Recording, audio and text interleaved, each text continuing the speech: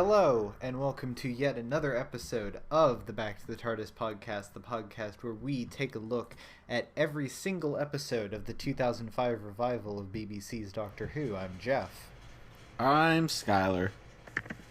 And coming at you live, it's the lickety licker.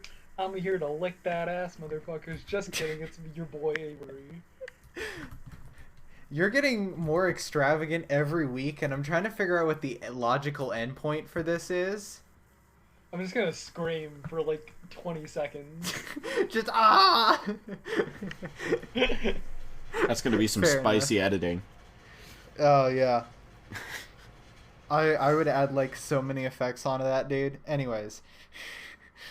This week, we are covering Series 2, Episodes 12 and 13, Army of Ghosts and Doomsday, by ya boy, our boy, everybody's boy, Russell T. Davies. This is the Series 2 finale, and the last episode to feature Rose as a major main character. And is also much publicized for the fact that it's like the one real showdown between the Daleks and the Cybermen, except not really. They're just kinda there. It is a story that features both Daleks and Cybermen, and they interact for all of 10 minutes. They're pretty good 10 minutes though, I won't No, lie. yeah, no, they're good. It's just, I feel like in many ways this story has a lot of good ideas that are kind of trampled by the fact that it's has so much that it has to do because it's a season finale and it's a companion departure episode. So, like, yeah. Yeah, it's kind of busy, I won't lie. Yeah. Yeah. Oh, yeah. So, I guess, in terms of setup, this is one of the, actually, I think right here, this is one of the themes that is interesting, but they don't spend enough time on, which is introducing the whole ghosts idea of how, like, you know, these ghostly apparitions have started appearing all over the planet, and everybody's treating them like they're harmless and like they're the ghosts of loved ones past. And it's literally just all humans projecting onto these apparitions. And I think that's a really cool idea, and it is way too cool to just be like the setup in the first 15 minutes of this story and then ignored for the rest of the runtime. Yeah, okay, Like, I'm gonna... This is an hour and a half worth of television. Possibly even more, because I think Doomsday runs a little bit longer. And this is a really cool idea that only shows up at the very beginning of it. Yeah, like, very much just like straight off the bat, this gives me the same, like, it feels like this season ended where it starts, where it just has, where just like, it really runs with the and then sort of thing, where it just like keeps tacking shit on, like, to each part. Like, you get this like interesting setup, and then it goes in a totally different direction, and then it goes in a totally different direction, and then it goes in a totally different direction, and it feels like you sort of got like 4 parts of different stories and just jam them together. Yeah. To kind of go off of what you said, Jeff, when I was rewatching the beginning of this, I couldn't help but be reminded of, I think it's called The Power of Three, just in the sense of, like, we see these, like, strange, cubes, and we see kind of like a, I don't know, it's like a montage, basically, but, like, people have grown accustomed to it, but you kind of see the process of how that happens a little bit more than just, like, oh, the Doctor and companion arrive back on Earth. This totally alien thing to them is normal to everyone else. It's a good reversal, but not a lot of is done with it, or as much that could be done with it. Yeah. And yeah. It's just like, well, this is a really cool setup, This would have been a really cool, like, more mid-season episode that maybe if it explored a little bit more on that themes, but it's literally just the Doctor's like, come on, Jackie, they're not real. You're very clearly imprinting or what's the word? Projecting? Projecting, yes. You're clearly just projecting onto this blank slate, and then they're just like, okay, and then they move on for the next hour and 10 minutes of the episode. It's basically just, fuck you, Jackie. Alright, getting on with it. Yeah. But, one thing I will say, is that while there is some things where it's like, I feel like this scene should have been a little bit earlier on in the season, but whatever. But, like, you know, the scenes where Rose is coming home is coming home and, like, briefly visiting, and Jackie's very clearly worried about how long she's going to keep doing this, and Rose is just like, well, I'll just keep doing this forever, because Rose is a shitty person. Yeah, it would have been nice to see more of a follow-through. Yeah. No, well, the thing that I was thinking of, and we are getting slightly ahead of where we were, but we've been going for a bit more of a non-linear discussion recently anyways. The scene where Rose and Jackie are talking, and she's in the TARDIS, and she's like, well, you're starting to be like him. What's going to happen when there's nothing keeping you coming home? Who will you become then? That's cool. It would have been nice if it was placed a little bit earlier on in the season, and the season actually played a little bit more into that, as opposed to Rose kind of just being inoffensive because she's just there. Like, set this shit up, dog. This would have been really cool.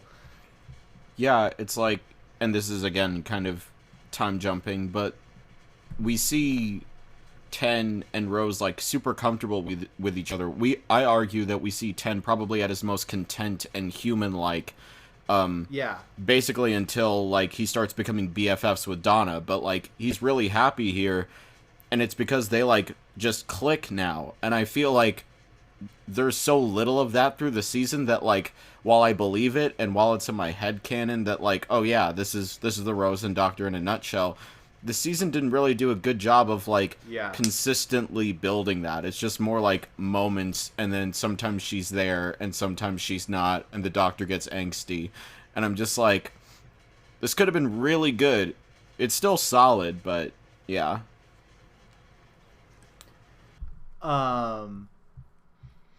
Anyways, meanwhile, it's explained that the ghosts are appearing because Torchwood, which is situated in Canary Wharf, which I believe is a large skyscraper in London. Our British correspondent Emma will probably confirm, but it's like a fairly recognizable landmark. Like, not like maybe like the Empire State Building, but like Willis Tower in Chicago. Like recognizable skyscraper landmark.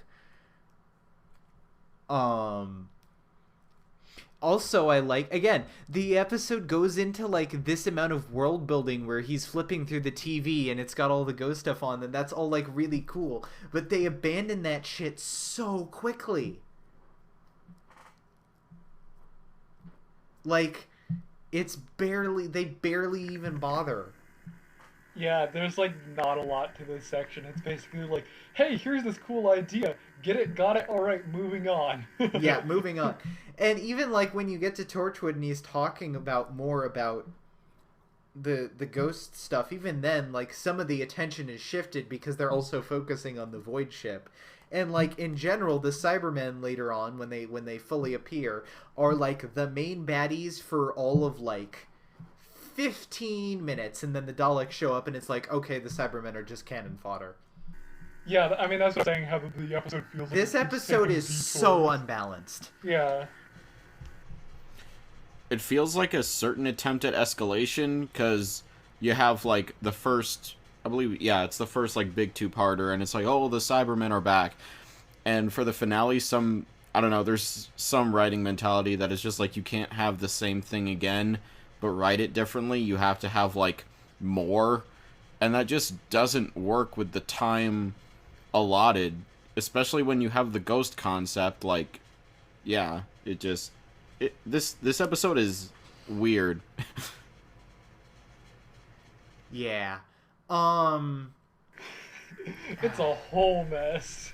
Like it's still entertaining, and it's Yeah. not like and the resolution isn't quite as bad as next season, but in some ways it very much feels like, okay, you're doing a little bit too much there, RTD. I love you. You are incredibly based. You're my favorite showrunner, but maybe chill a bit. This Actually, feels no, like a because I remember the me having sort of a similar comment last season with the Bad Wolf reality TV stuff and the commentary on that, of how that kind of gets thrown to the side about partway through. This is even worse about that because it's juggling like 15 more things. Yeah. This feels like a situation where, like, if they had a sort of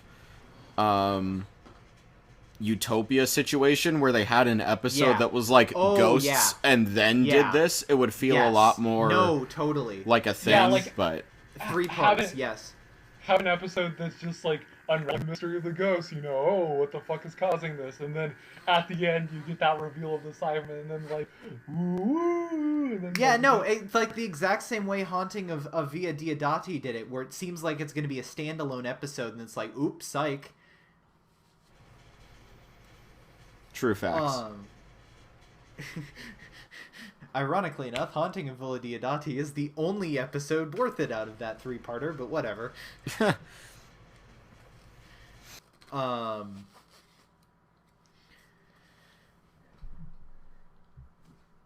Also, we are introduced at Torchwood HQ to totally not Martha Jones, we swear, guys.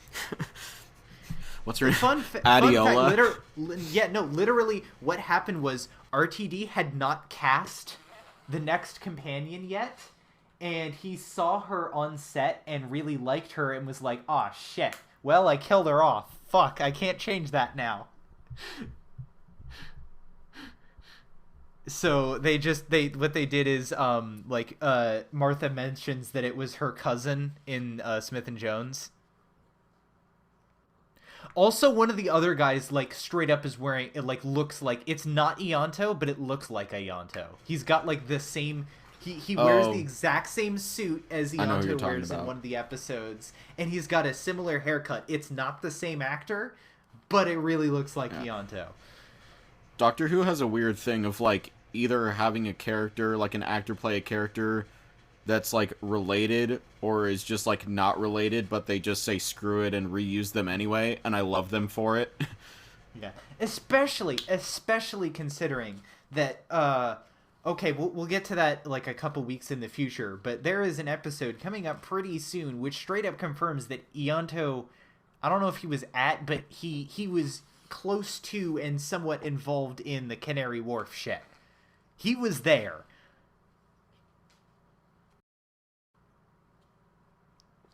So, yeah.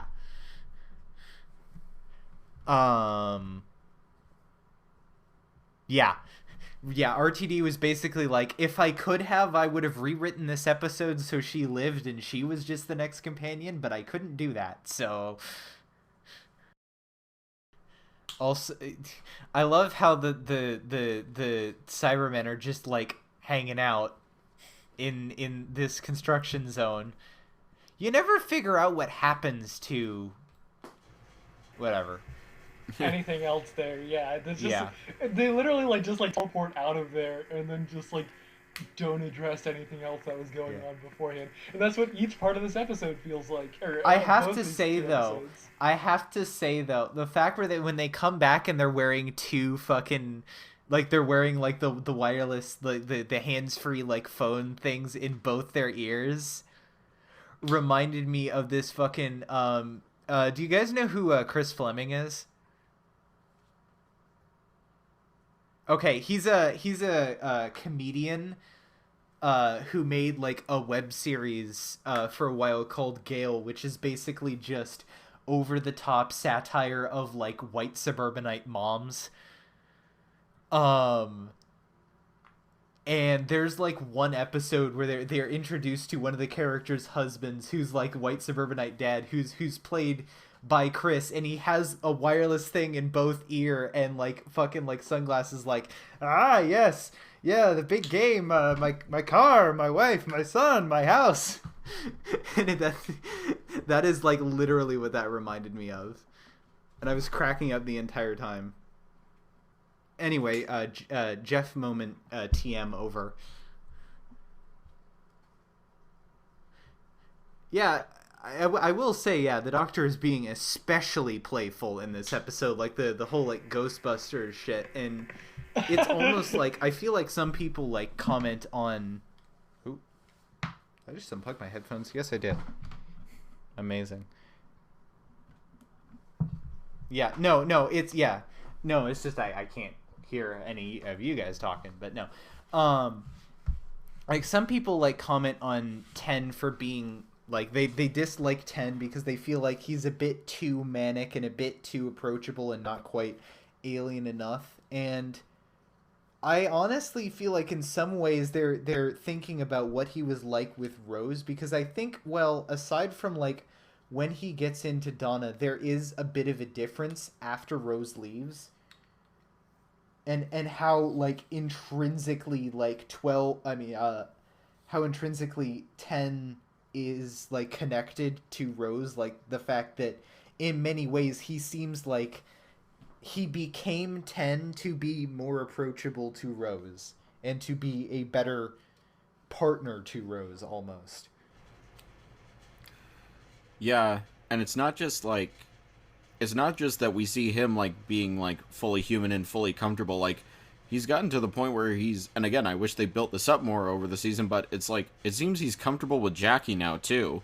Yeah, like sort of. Not as much. Yeah, there's still obviously. some jokes. There's some jokes flung, and he makes like the black face after she like kisses him on the cheek, but otherwise. Yeah, it's point being, it's definitely not like 9 in Rose's first episode. So it's it's a big leap, and I think that's, it's telling that like Jackie's starting to feel like somewhat more comfortable around him now, and then like this is where it all falls apart, like narrative law and all that. Yeah, but it's fun.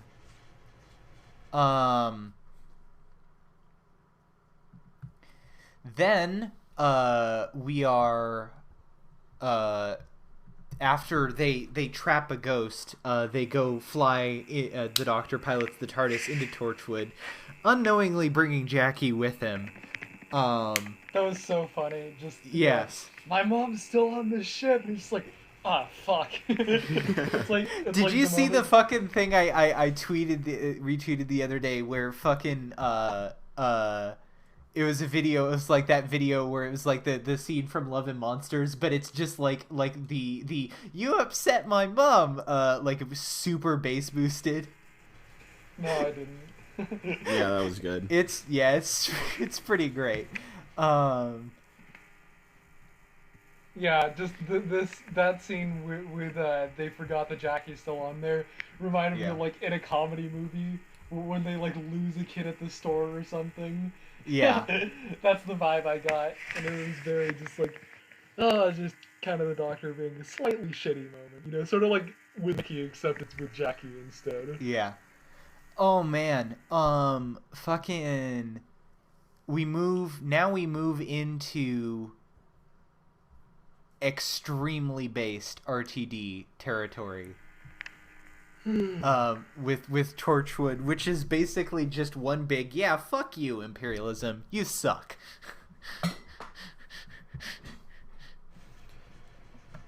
Yeah, it made me realize when I was a young teenager watching this season I for the completely first time, missed it. I completely missed it. And like I was watching this shit when actually this episode is one of the earliest Doctor Who memories I have, because my parents were watching this when it actually aired. So there's that. But no, when I was actually watching it for real, even then, most times, like I think I got it like the last few times I watched through, but like when I was a kid, no. Completely missed it. What? But yeah, they got the perfect woman to just portray the like smarmy, Yeah. above it all attitude of imperialists and imperialism that I just like hate. Just like that entitlement.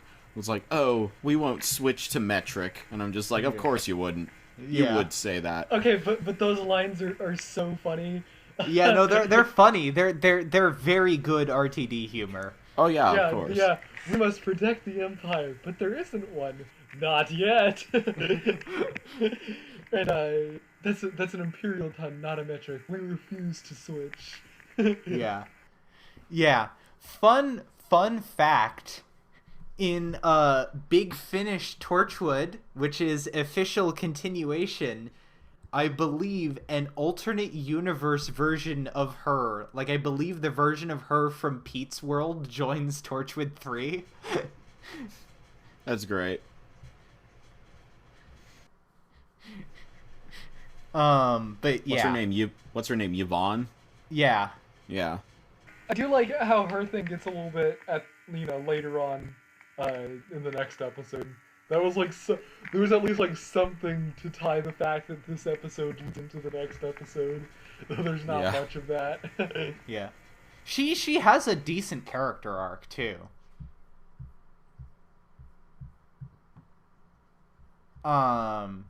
Anyways.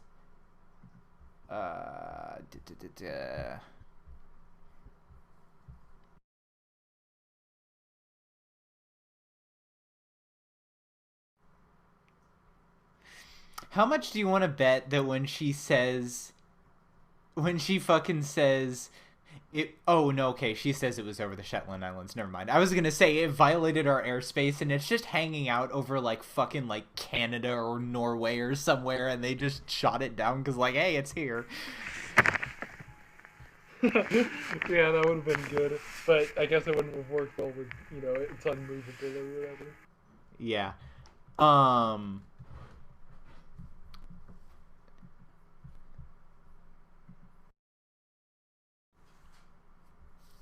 So yeah, also I do like how like once the Doctor realizes like, oh boy, I'm dealing with fucking imperialists, he's just like, okay, whatever, go ahead. And there is like, up until shit gets like real,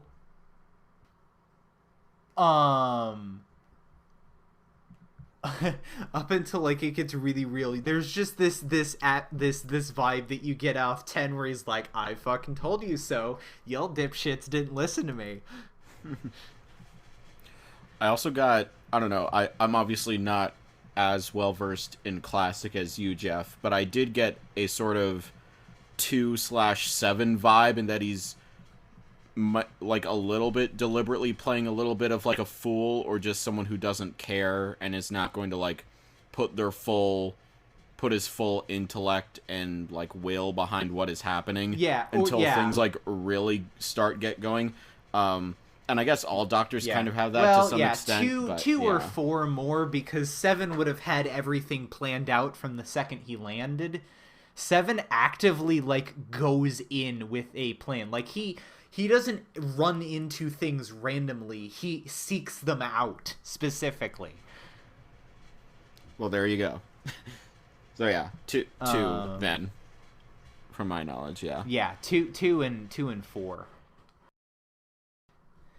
So yeah, the ghost shift ends up getting one thing I did actually forget is I forgot that like she does actually be like, okay, let's maybe not fuck around with this guy. And she's like, okay, shut it off. And then the cyber controlled people end up turning it back on. I do like the moment of just sort of the explanation where he rockets it through the window. Yeah. Or that was good. Yeah, he just breaks this fucking like expensive printed like glass. And then he just like sits down with his legs crossed and he basically just says fuck around and find out. Yeah. Try me, bitch.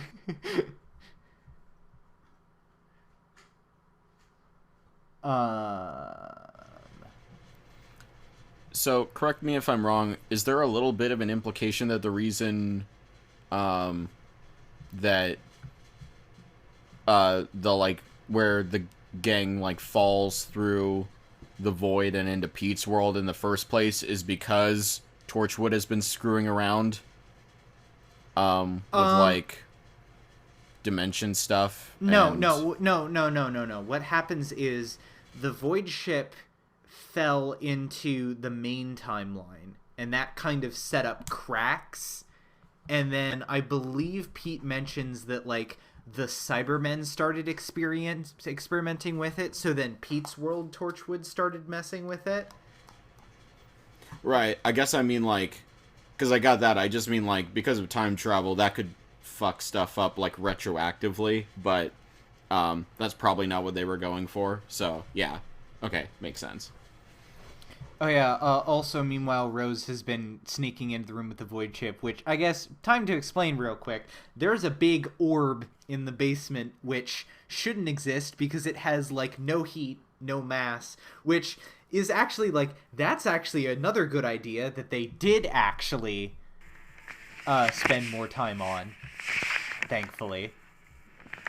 Yeah, but it's still not that much because they're basically like, this thing shouldn't exist and it should be impossible to open it, and then like 15 minutes later they open it. So like, well, yeah, but there's only so much like build up you could do with that before it's just like, okay, fucking get on with it. Okay, but again, like that's actually one that is that is actually a build up that fits in a 45-minute episode structure, and it's spread out across the episode. That's fair. It's okay, yeah. Okay, that's fair. That's fair. Oh yeah, also meanwhile Mickey shows up and is back and has fully completed his transformation into Ultimate Chad Mode Mickey. The epic gamer himself. You'll love to see it.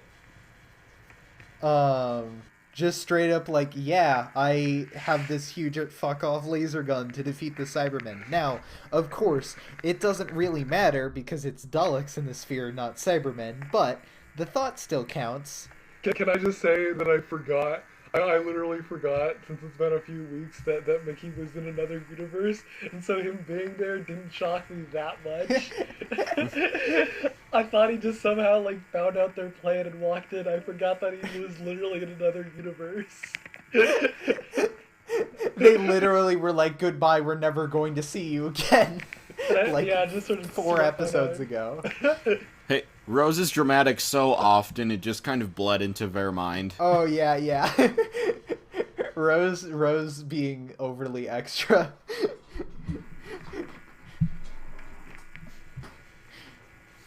What was the line? The line 2 where Rose is like, oh god. Never mind. There's like a line where Rose is like, actually no, it's like, actually no, like even like Jake or Pete is like, yeah, Mickey agreed to go through first in case Rose was there, and I'm like, good old Mickey is still simping. Forgive me, Doctor, for I must simp. Anyway, so yes, our cliffhanger is Cybermen and Daleks. Dun dun dun.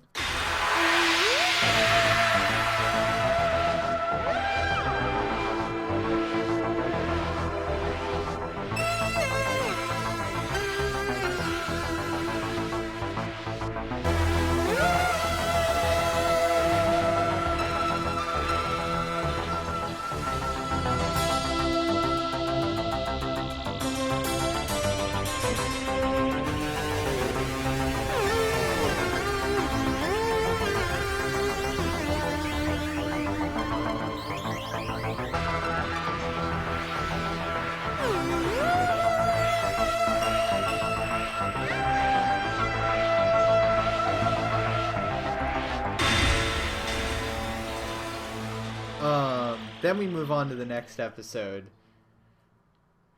Which this is actually a cliffhanger resolvement that doesn't feel like an ass pull. Like, that feels like, yeah, okay, that makes sense. That doesn't seem like it was manipulative editing.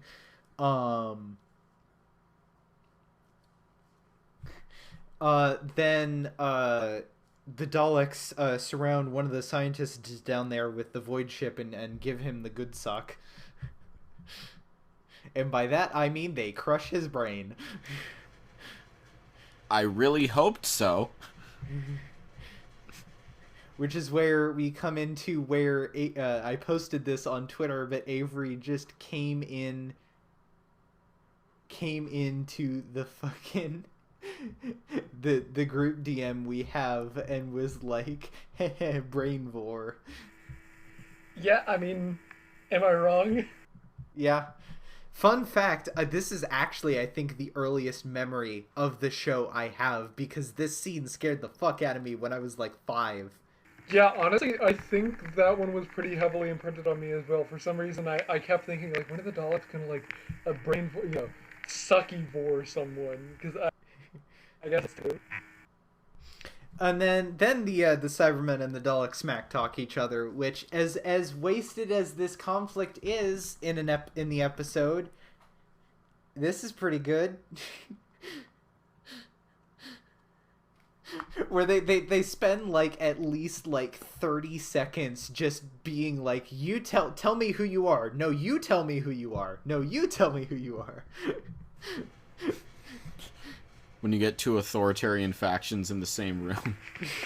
Not just that, but they both believe that they're the only perfect being. And then they literally get into smack talk. That's what got me. Like, that's the point I was just laughing my ass off, because they literally started talking like basketball teams. Yeah.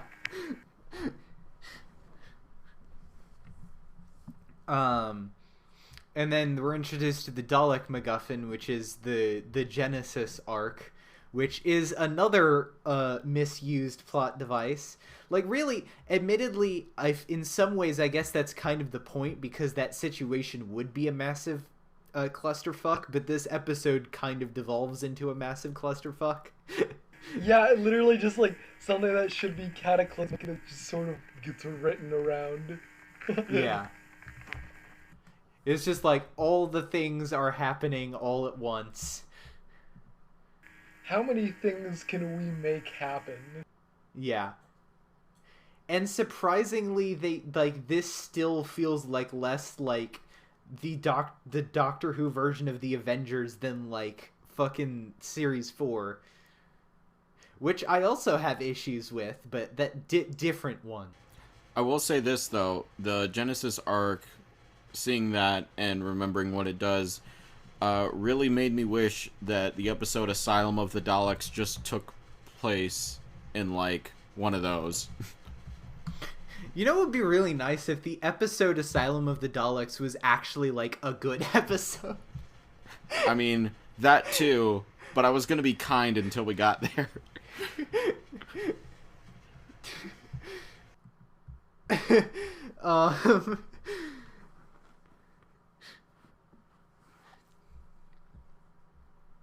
Yeah, it's just really not a good episode. Not gonna lie. Yeah. That's fair. I mean, at least it's entertaining to watch, but yeah. For sure, it's like it did like keep my attention, but in the same way it's one of those things where if you like think about it at all, it falls apart. Yeah. Yeah, it's just like a complete fucking mess. Yeah, it's not. Yeah. In general, I feel like most RTD finales kind of overdo it. And in some cases, so do Moffat finales, although in Moffat finales, at least usually the first part is good. Yeah. Plus, hey, in my opinion, Moffat did write the overall best series finale of the show ever. So... Yeah. This is just and I'll so let you weird guys because... decide which one I'm talking about. Hell yeah. It's just so weird that this is like a Rose departure episode. Like, obviously I know that going in, but... It just doesn't feel like it until it happens.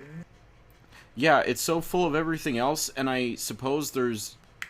I mean, I guess you could argue that there would be a certain, like, valid shock value in playing it, like, a slightly higher stakes episode than normal, except Well, what also- tips it over the edge is that she leaves, but like they broadcast Also, it at the Chippy- very beginning that it's going to happen, basically. Well, yeah, but they also they also try and pull a fake out where they say that she dies and she doesn't.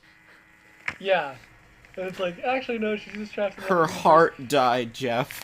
Her heart. But it also happens like so fucking quickly because it's just like it seems like things are working out and it's just like actually no, you're gonna get sucked into another universe now. Okay, end of the story.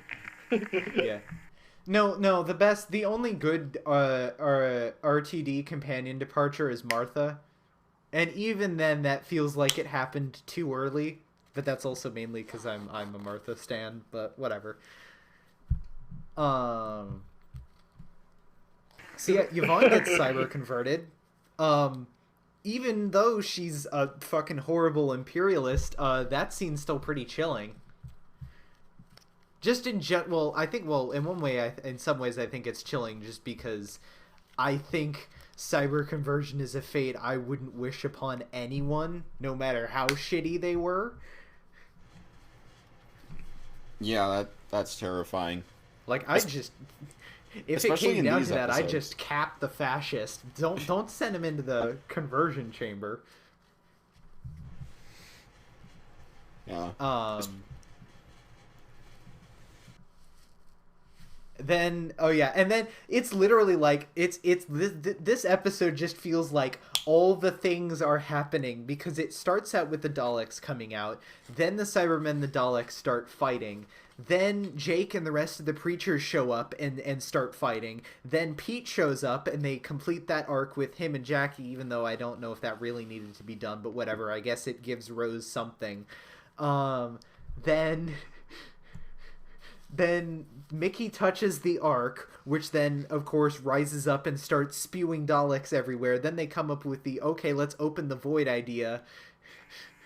It's just like, oh god, everything's happening. Okay, in all fairness, the stuff with the Ark specifically was, I think, pretty interesting because it was set up as like some super advanced technology, right? And so then it's revealed first like the Daleks, but then it's like, oh no, it's beyond even them. And then it turns out to be like a Time Lord thing. Then that also begs the question, why did the Doctor not know about it? It was a Time Lord thing. That's the thing, is like both sides had secrets. Now, admittedly, that kind of fucks with some of the stuff that they went on later on, sort of going how involved the War Doctor was with the Time War, but whatever. If they could keep whatever the fucking Timeless Children bullshit was, they could keep this. Still don't know what happened. I'm just wondering, like, how better this episode would have played if they just stripped the Cybermen out. You can still have Jake and Mickey come in. It feels like... Well, no. Well, part of the reason I think this is because the original... when they first got... like Dalek was written without the... Like, they didn't actually know up until, like, close when they were supposed to actually start shooting whether or not they'd actually be able to use the Daleks. And so there is a draft out there where it's not a Dalek. As crazy as that sounds. But the stipulation that they had was that they had to use them once a year. Yeah, so this is that. literally a contractual obligation. It feels like this was supposed to be a Cybermen finale, but because of the contractual obligation, it's like, oh yeah, we're gonna get the Daleks in here. Yeah. I mean, I just say that because I think it would be a nice subversion on, like, say Mickey and the preachers, like, show up a little bit earlier on, the Doctor and Rose and, like, this Torch would think they know what's coming, and then it's not that. It still would have been like, oh, Daleks 2 seasons in a row, but at least it would have been more focused. And to be honest, if you still have to keep the, like, Time Lord tech or the Sphere or whatever, I cannot buy Cybermen being able to figure that out. So, like, I don't know. Ideally, I guess you wouldn't need to use them once a year, but I don't know. As with the structure of things how they are, I would have preferred it just be Daleks, probably. But that's just a me thing.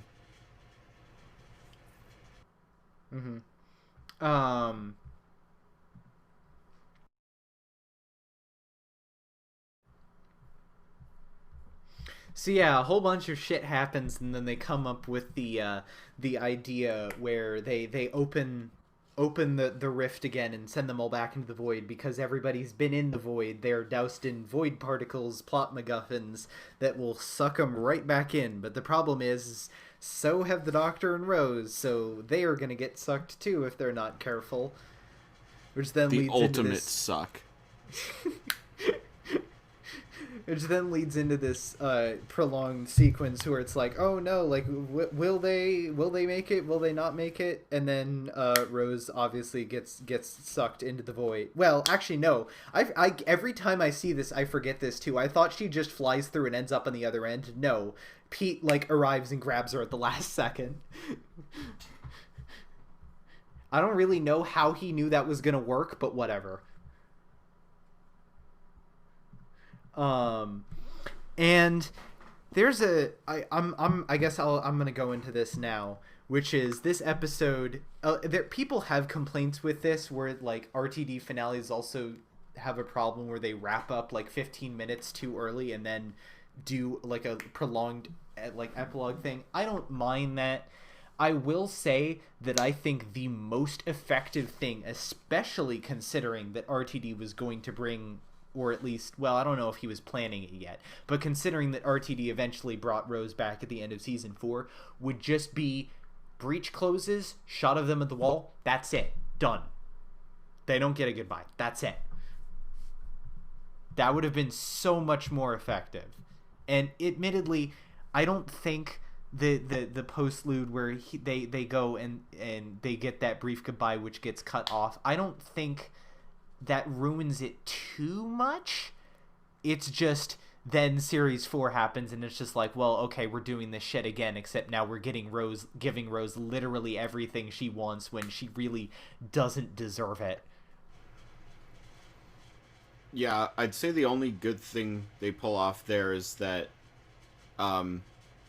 because he takes so much time to say it, he can't say I love you. Which, no, we basically know that's what he said. In some ways, I feel like that would have been more effective if that scene happened when he brought her back when RTD brought her back in series 4, and that's their goodbye. But no. Yeah, I suppose. Yeah. I mean, that's just the benefit of hindsight. Just imagine how crazy effective it would be if it was like, well, I mean, I guess in I'm gonna say this, and people are gonna get mad, but like the Clara thing where she just dies, and admittedly, yeah, Hellbent happens. Just shut up. But like most of Heaven Sent, well, all of Heaven Sent, and a decent chunk of Hellbent are under the thing of, yeah, she's fucking dead.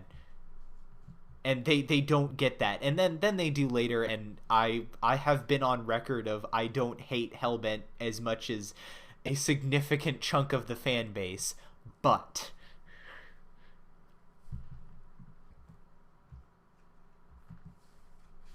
so yeah, it would yeah. So yeah, that's my statement. Is I think this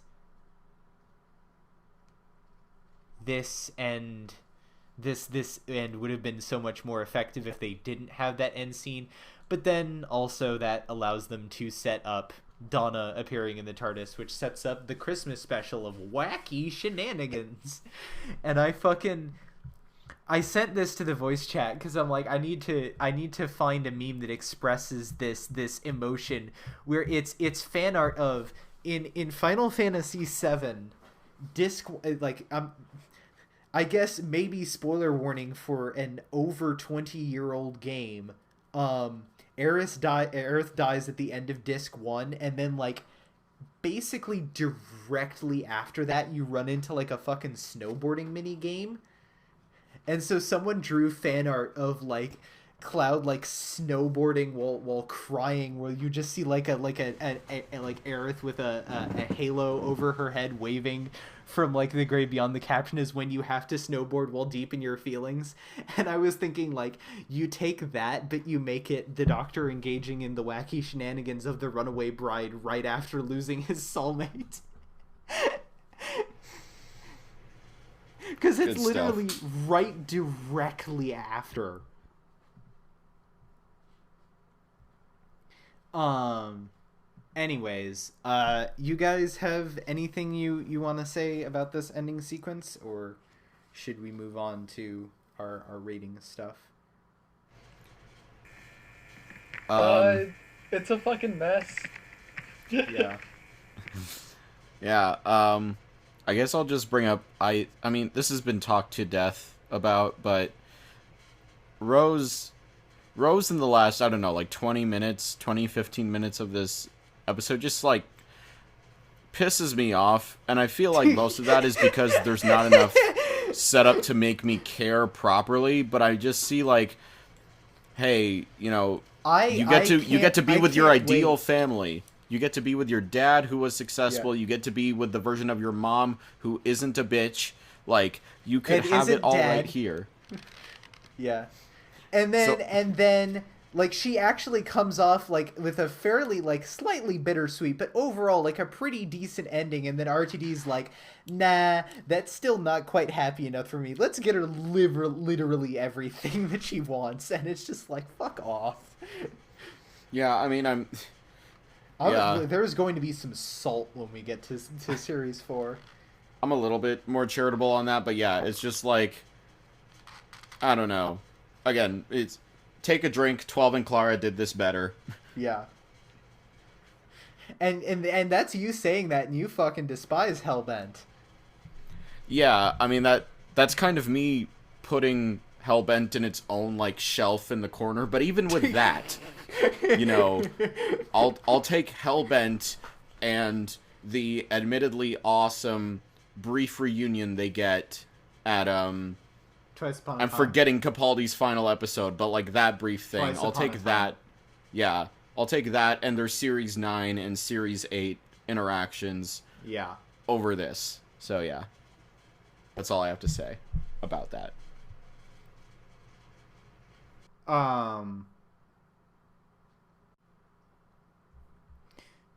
Yeah. So I guess moving on to ratings then. Yeah, this two-parter is kind of a mess. It's an entertaining mess, but it's a mess nonetheless. It tries way too much stuff. Some of the things very much feel like, oh wait, we contractually have to have the Dalek show up once a season. Like, actually, okay, if you ever wonder why fucking, like, the Daleks show up for, like, 10 minutes in the pilot, that's why. That is why they show up, because they contractually have to once a year. That's the worst instance of it. Yeah. Yeah, no, it literally just got to the point where Moffat was just like, fuck it, throw him in an episode for 10 seconds. or why... Actually, why? No, okay, who do they have that contract with? The Daleks creator, the estate of the person who came up with the Daleks, Terry Nation. Because the BBC does not actually own the Daleks. Terry Nation's estate does. Yeah, no, there is a lot of things in the Doctor Who universe that the BBC does not own. Like, every Dalek episode will be like, the Daleks appear, or like, were created by Terry Nation, or the Cybermen were created by Kit Pedler. That shows up in every episode they show up in, because the BBC does not technically own them.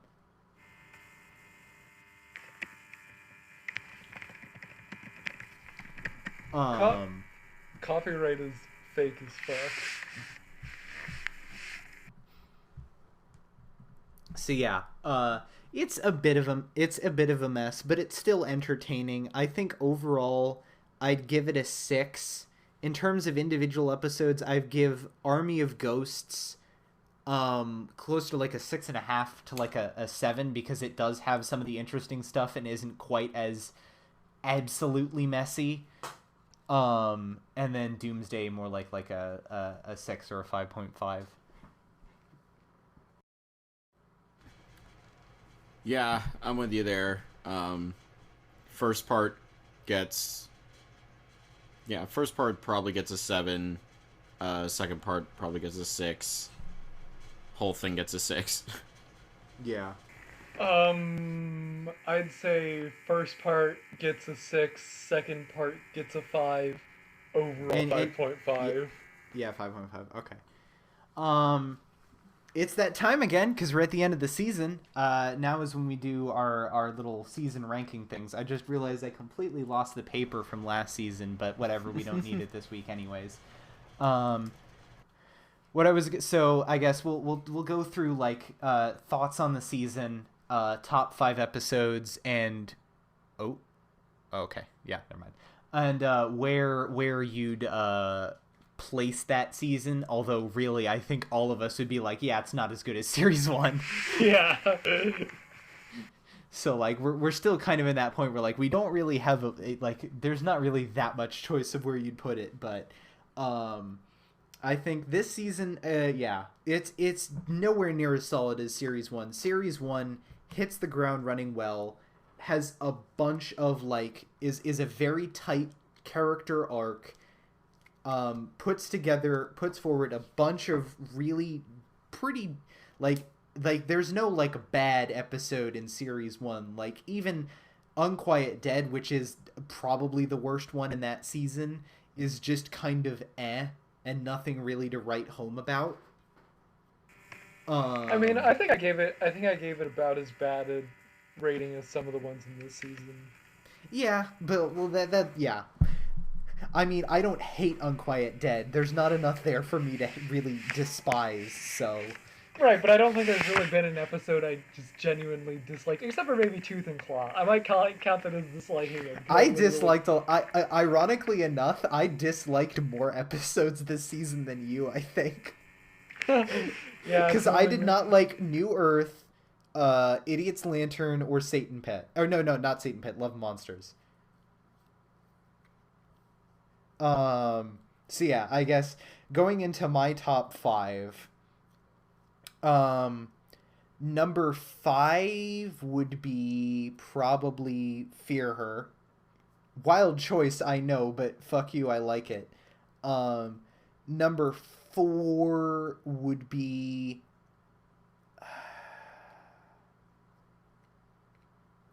I think number 4 would be the Cybermen 2-parter. Not because like well, yeah, the Cybermen 2-parter just because of how fucking hilarious Lumic is.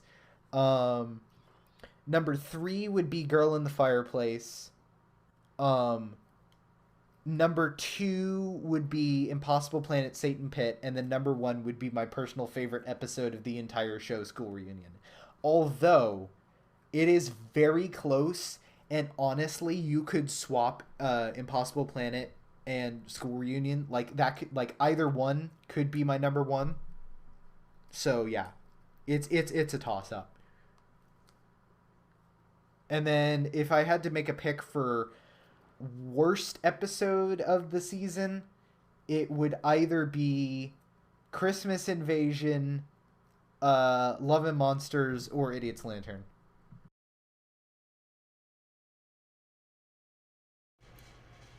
Cool. I don't know. I can go next. Yeah, this series isn't as good as the first. That goes without saying, in my opinion. If I had to do a top 5, hot take maybe, Love and Monsters is 5. 4 is probably the Cyberman 2-parter.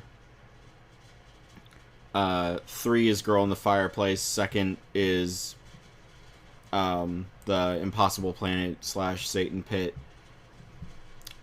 And number 1 would be... Did I skip something? Bad with counting. Top 2 is Girl in the Fireplace, and then School Reunion. So yeah, I didn't think that would be how it lined up going into things, but you know. Yeah. Yeah. I'm glad y'all have seen the light on how good an episode School Reunion is. Avery? Yeah, I think it's interesting because oh yeah, sorry. Sorry, I have a key command and I keep accidentally clicking it while I'm typing. Nice.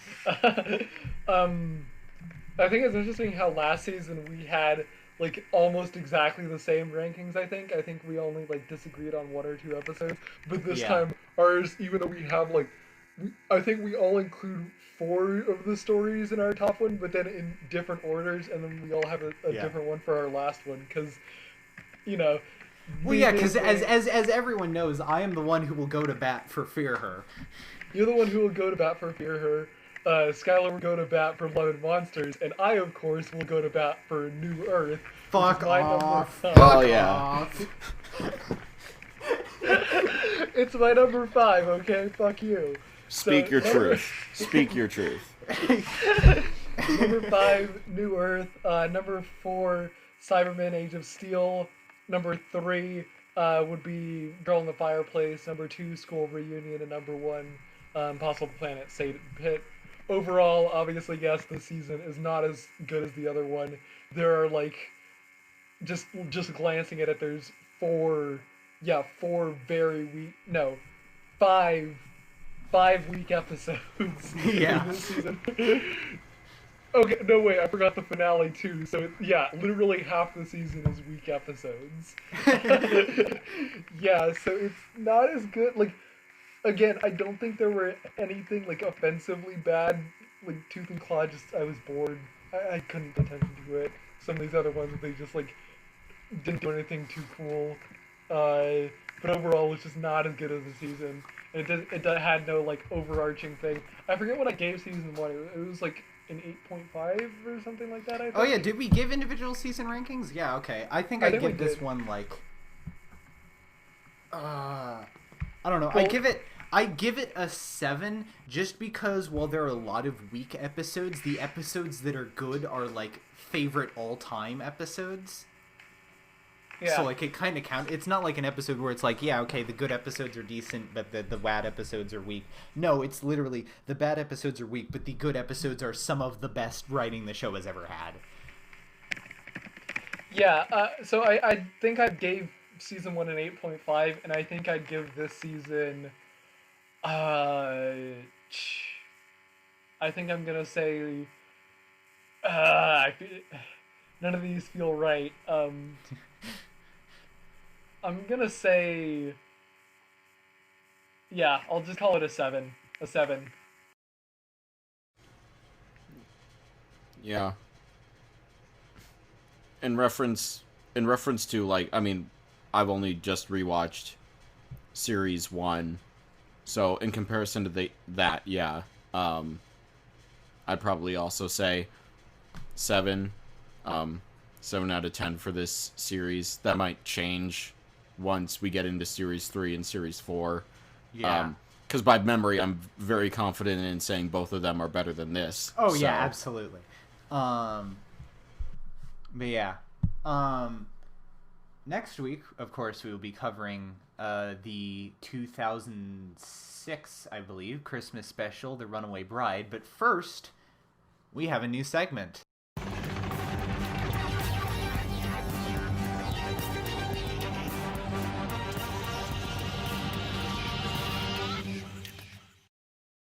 So yeah, we've teased this for a while. We're talking about Torchwood. This week we are talking about Series 1, Episode 1, Everything Changes. In the weeks going on, we might cover more than one episode a week since we're kind of doing a shorter form discussion for this.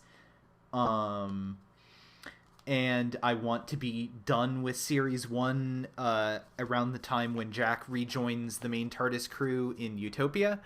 But yeah, this week we're just covering Series 1, Episode 1, Everything Changes. Before we get started and really move on, I just want to put this out there, and I will put this out there at the start of every time we do this segment.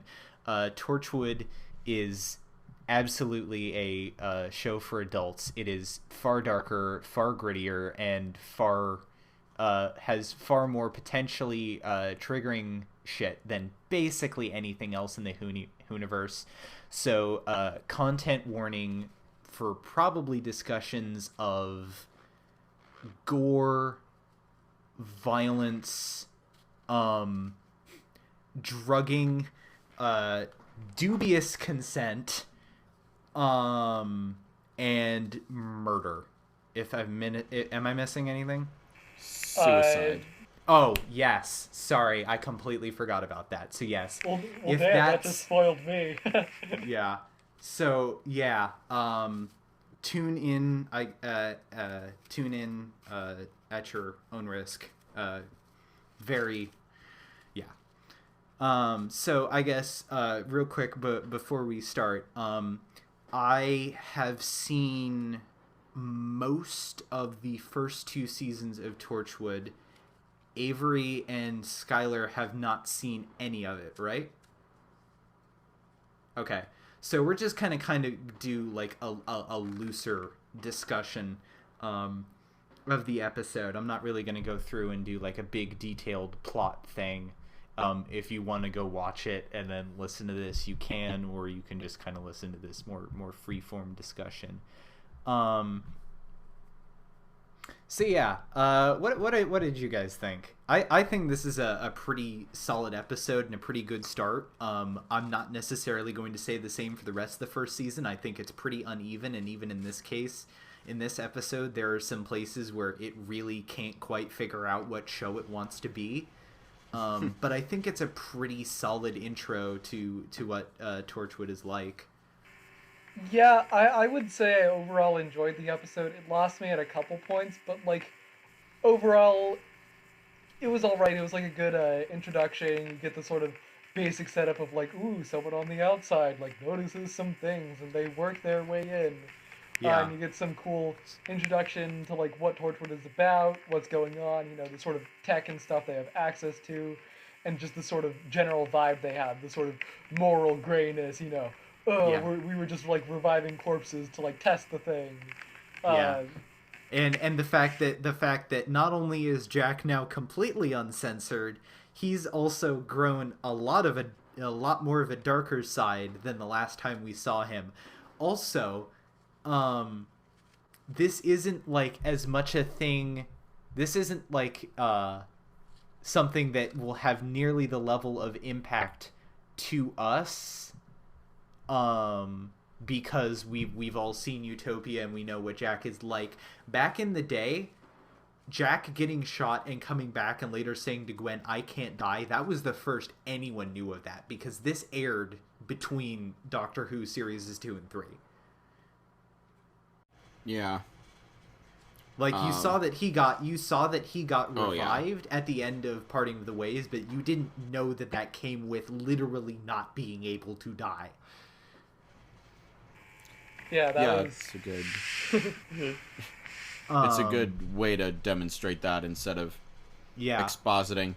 I'll clarify something. I haven't seen like I've basically seen the first 2 episodes of Torchwood before, and that's it. But I clearly needed this refresher because I basically know the major events that happen in this series because I just didn't care a couple years ago, and I looked it up.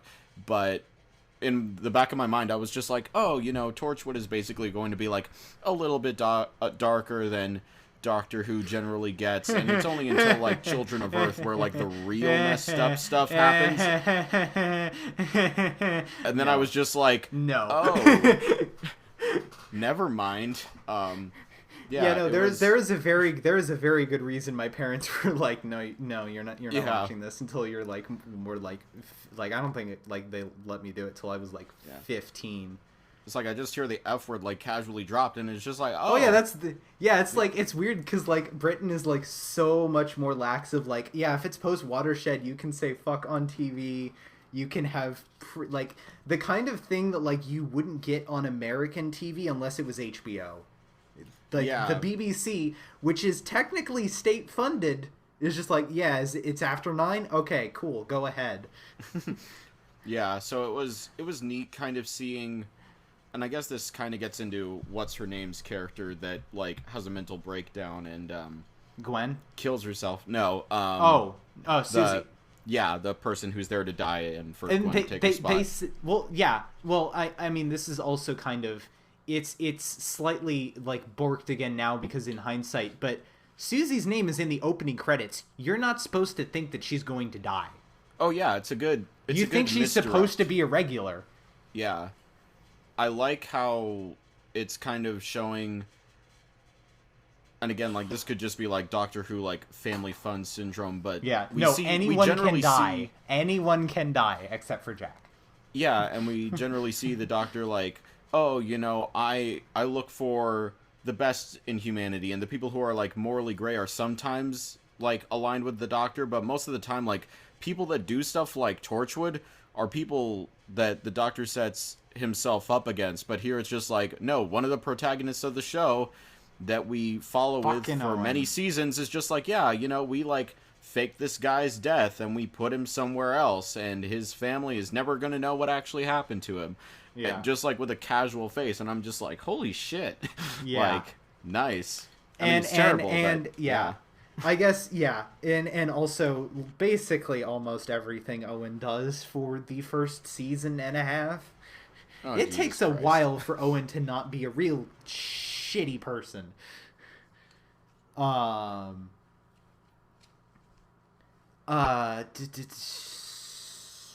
yeah, also there's, yeah, as I mentioned, I feel like Torchwood early on, like they fix this, I think, once they get to series 2, which kind of trends a lot more towards the former and figures out, like, yeah, that's what it wants to be, where at times it feels like early on the show can't tell whether or not it wants to take the fact that it is allowed to do the things Doctor Who can't, and take that and be dark and gritty and somewhat deconstructive and have very flawed people and be able to talk about adult topics such as violence and well, sexuality in of itself isn't a hot topic, but there's definitely a lot of sex on this show, and basically everyone is bi in this show, but there's the, like, there's that, and then there's things that are, it's briefly displayed in this episode. It's really displayed in one of the episodes that we're gonna talk about next week, which I think might, in my opinion, be the worst episode of the entire series. Where it's just like, okay, sure, we're allowed to do that. Let's have everyone say fuck a lot, have gratuitous sex, and be kind of wacky, zany, haha, like sex comedy. Which I, like, okay, like, the show can be really funny at times, but I think in series 2 it manages to find a way to be funny without just kind of being over the top gratuitous, and settling in a bit more with the just like a general darker and grittier tone. Yeah. The Like pilot, next week is just gratuitous. yeah, if I remember correctly, there's like one joke I find really funny, and the rest of the episode I was just like, okay, this is kind of cringe.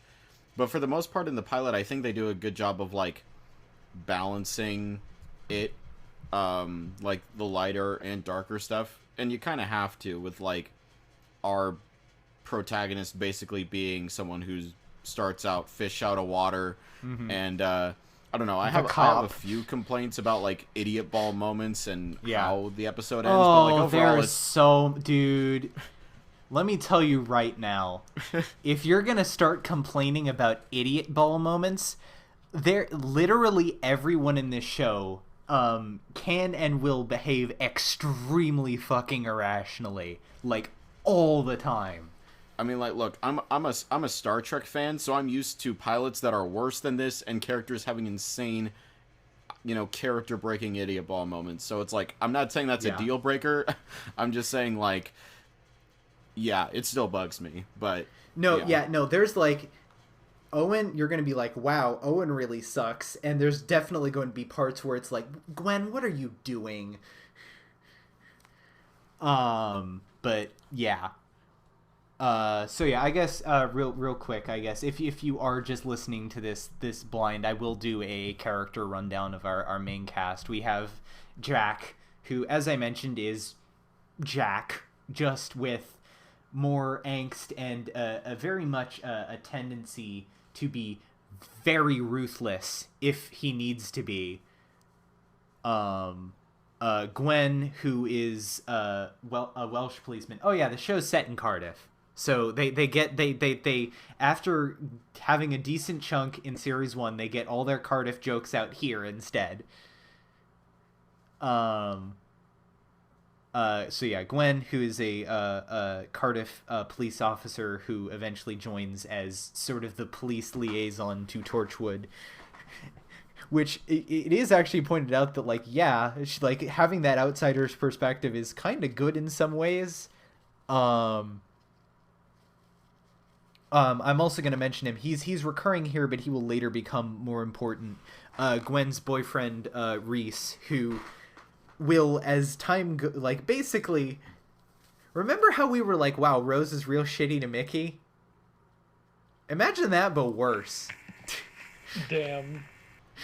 Yeah, not looking forward to that. Yeah, no, I mean, admittedly, in this case, they do end up fixing their shit out, and overall, like, after that, I think they are actually, like, a pretty healthy couple and way better off than Rose and Mickey, but season 1 can be rough. I would like to say that ACAB applies to the characters in this episode as well. Just gotta be topical there. Fair enough. Yeah. Yeah. I'm not really going to go into that because in that, like, would you call Torchwood themselves cops? Because in some ways they're doing the same things that Torchwood 1 is doing, just not with the imperialism angle, more with the, hey, there's these fucking terrifying alien threats that will come through and horribly murder us all. We have to do something. I was referring to the character who is literally a policewoman. Okay. Yeah, I was not gonna lie, I was thinking about that hardcore when I was watching it, and I was just like, I don't know how much this show goes into the policing side of things, and I don't know like virtually anything about like British police. They're also bad. Yeah. Well, no, I know that. I just not the. Yeah. Anyways. Generally the police angle gets dropped. Mostly. It is, after all, a government show. Yeah. Like she still obviously has connections. Like her partner PC Andy is a recurring character, but she kind of just becomes a member of the team. Like the whole like, oh, I'm a liaison for the police. They don't really follow through that, other than it's just like she uses it as an excuse to explain to Reese why she has to keep fucking disappearing to go to work at really weird random times.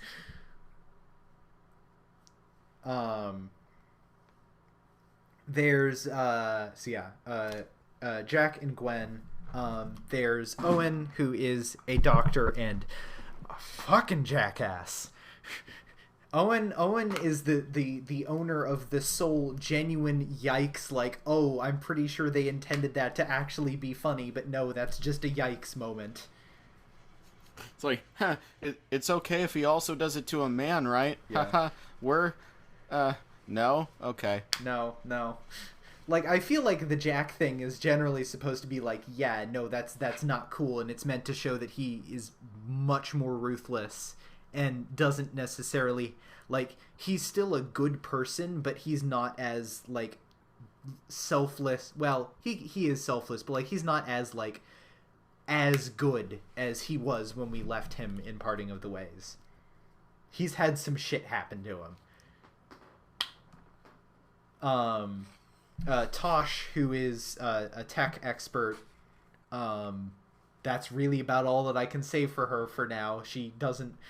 She's just kind of there for a decent chunk of series 1. Oh, can I ask a quick question? So they all show that, like, all the members of Torchwood are kind of like, yeah, we have our own alien tech that we take home. What's the point of hers? I didn't really get, like, she's just, like, copying books to her computer, like... Yeah, I don't know. Yeah, that was the one thing that's like, Owen's yikes. The other girl, I already forget her name. Susie. Yes. She has the, like, power trip obsession. over death. Yeah, obsession. Yeah, complex. Yeah. And then she reads books. I was just like, well, okay, at least yours is the most mundane. But yeah. Yeah. Ianto, who's kind of like the coffee boy sort of general servant, like doesn't do as much field work, but as Jack comments, looks good in a suit. Who secretly is actually the best character, even though he's sort of just kind of there to make one-liners early on, and then they flesh him into his own character, and then especially when he gets into a relationship with Jack, which is that's good. That is very good. Like, some of RTD's best writing, I think, is there. And then there's also Susie, who is set up as a major character. As they said, she's in the credits, but they fake her out because she dies at the end of the episode because she was actually the killer all along. Which I think is a good twist. Like, it definitely, like, defies a lot of expectations.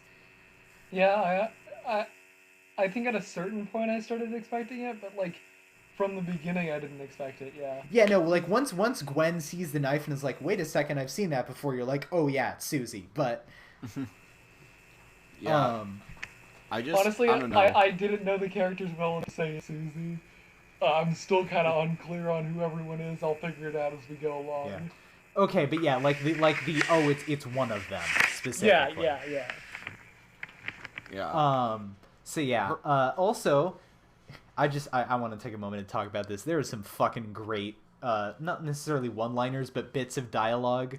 Like, Jack's establishing character moment in this episode is talking about how there's estrogen in the rain.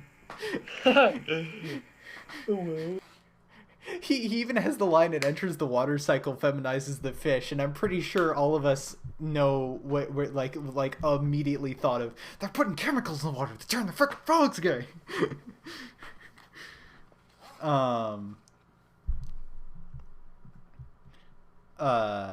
There's there's some other. Hold on, I'm scrolling through the transcript real quick because there was some. Oh yeah, the thing where she gets it, like she's like obsessively trying to find Torchwood for like the first like 20 minutes of the episode, and she eventually figures it out. And the trick is just someone keeps ordering pizza in the name of Torchwood.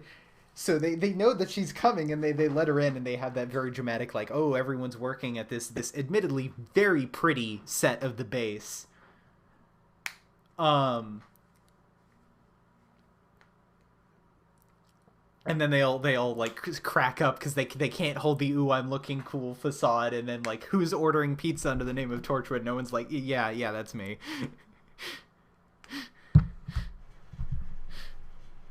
That's kind of an idiot ball moment, but I love it. Yeah. I'm just Owen would do that.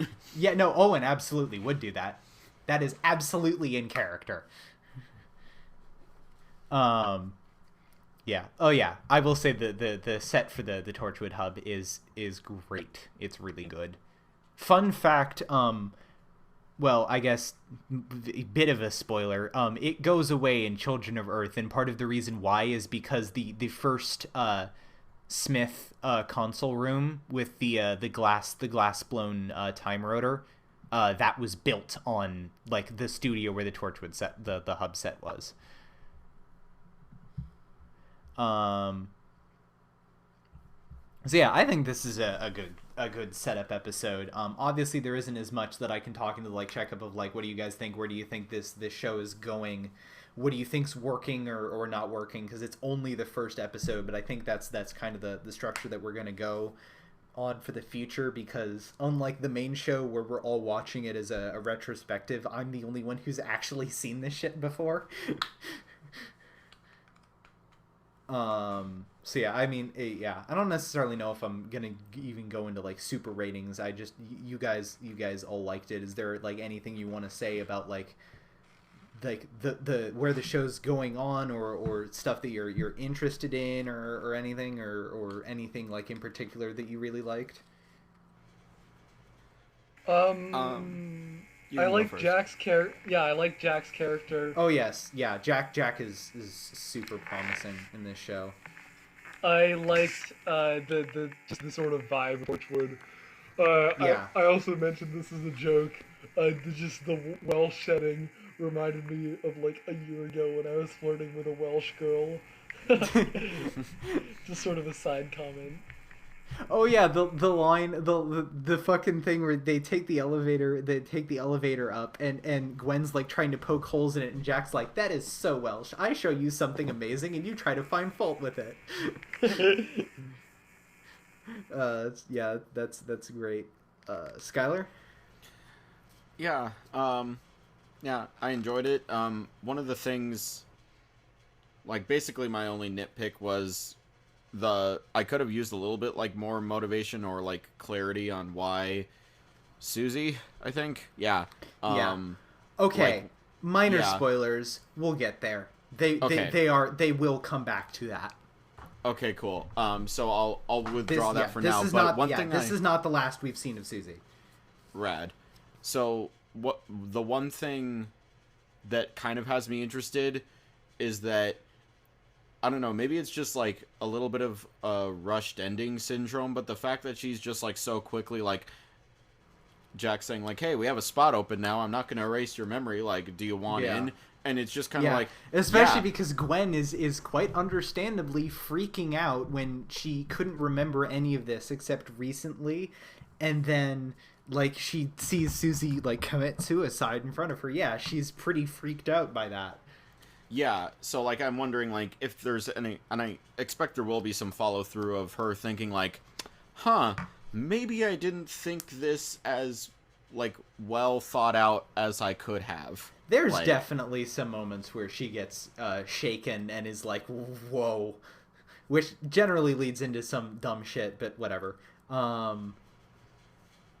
Yeah, so solid episode. I was entertained. Some stuff was like a little bit too over the top for me, but like most of it made sense. So yeah, I'm interested to see more. So yeah, next week, as I said, we will be covering 2 episodes alongside our main coverage of the Runaway Bride. We will be covering episode 2, day 1, which is I mean, I haven't rewatched it in a very long time, but I remember it being pretty cringe. Which I guess I'll just mention this now. This series is like, okay, we're a Doctor Who but adult. Let's just get sex aliens out of the way in the second episode. It's pretty cringe. And then series 1 episode 3 Ghost Machine, which I actually remember being pretty decent and one that skews a bit more towards the darker and edgier vein. So yeah, we'll be covering those 2 next week. Until then, you can follow the podcast on Twitter at B2TARDISPod. Also, I remembered that we have an email. So I guess if you have something that you wanted to say about this episode or next week's episode, send it in to at b2tardispod@gmail.com, and I might read your email on the show as like a little fan mail thing. Until then, I'm Jeff. I am on Twitter at WheatleyDL, where I mainly post like music shit and funny things I find while playing Final Fantasy XIV. Put me in a cyber suit, call me Skylar Man. Don't do that. That's a terrible pun. I'm Skylar. You can follow me at skyhigh9_5 on Twitter. Right now I'm mostly posting political stuff, but I also am a Star Wars stan and Doctor Who stan. So give that a follow if you're into that type of thing. Ya home dog, Avery, coming at you from... Okay, so, I mean, honestly, I would recommend you follow my other account, because at BigFatPenis69 is mostly just to hold the ad at this point. I'm not that active on it. The real shit goes down on my system account at Feet Detector. Nice. Yeah. Nice. Nice. Nice. Yeah. Until then, we'll see you all next week with The Runaway Bride.